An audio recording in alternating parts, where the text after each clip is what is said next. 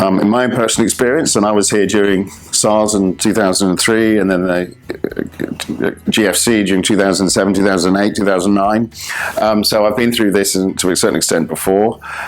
This, I feel, is worse than both of those combined, probably. And Hong Kong is a resilient place. Hong Kong's got a resilient legal market, particularly if firms have strong dispute resolution practices. And I've heard anecdotally that firms with those strong practices are doing pretty well and are going through the crisis fairly well. For firms which are predominantly transactional based, doing corporate M&A, capital markets work, it's a struggle.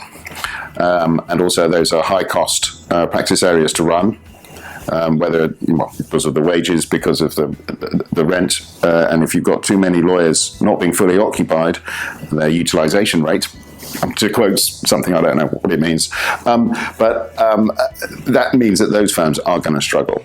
And we've already seen a couple of firms recently depart the market, Osborne Clarke, Oric. There will be more casualties. So I think it's important for firms not to be too specialised in any particular area in Hong Kong. The firms which have done well in Hong Kong historically are ones which have broad practice areas, but especially in the disputes market, because that in down cycles, the disputes teams generally they have an uptick.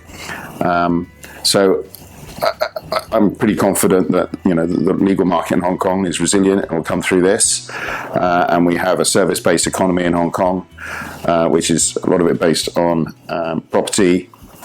So for me, we'll get through this. We'll get through it pretty soon. But firms can't be too specialised and can't be too commercially centric in terms of transactional work, because this virus pandemic will have quite a long tail. It's not going to just stop overnight. So firms have still got to be resilient.